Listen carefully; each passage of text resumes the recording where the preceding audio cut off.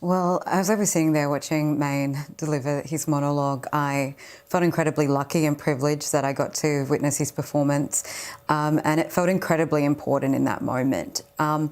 It also brought on tears because he basically surmised, I think, what a lot of Aboriginal people in this country, and I would say non-Aboriginal people as well in this country, have been feeling, which is, anger, passionate anger, and a kind of real, I think, how do you say it? Just kind of fed up with putting up with racism.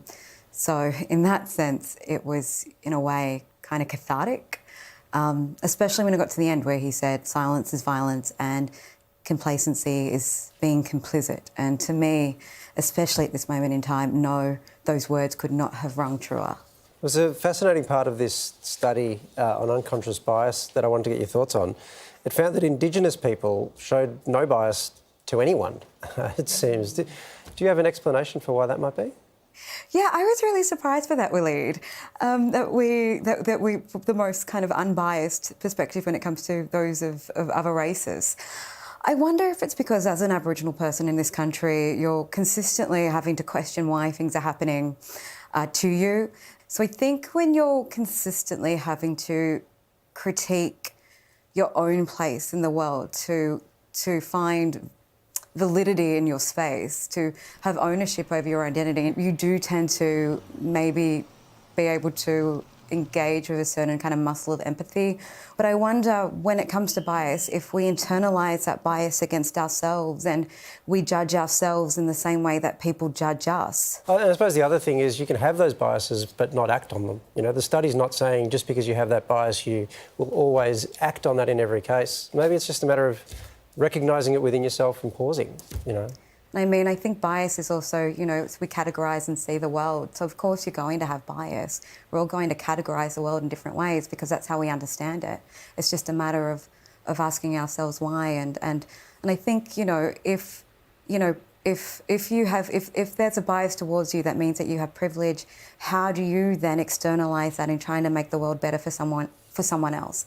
And I think we've seen that over this weekend with the Deaths in Custody marches. Nakkiah, I know it's not your responsibility, but whilst Australia is listening, perhaps now more than ever, how do we get better at checking these unconscious bias?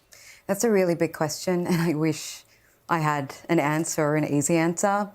But I just want to share a little story about bias, and it's, I think sometimes we think that because you have bias, and let's say you have bias because of someone of a different race, that we then go, oh, well, that's racist and therefore you're bad. I had an incident when I was in my early 20s when I was in an abusive relationship, and I got beaten by my previous partner and the police were called.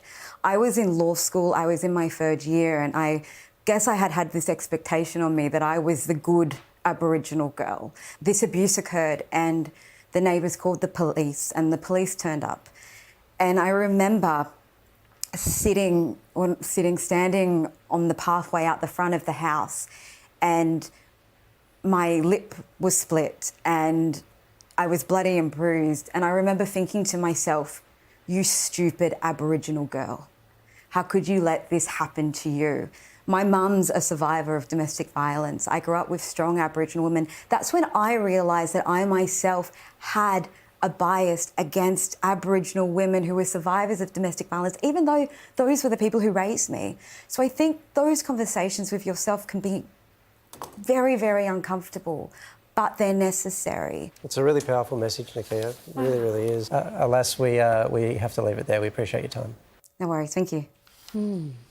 So the emphasis on unconscious is what matters, right? Like people being just products of the environment they're in. And it's for that reason that surely we, as people who work in the media, have to take a massive responsibility for this. Of course. We're the ones... We all do. I mean, everything creates it, but surely we create it more than anyone else, don't we? Yeah, absolutely. I mean, Nakkiah, I could just listen to her forever, like really forever. I really could, and let's make sure we get her on a lot more from now on.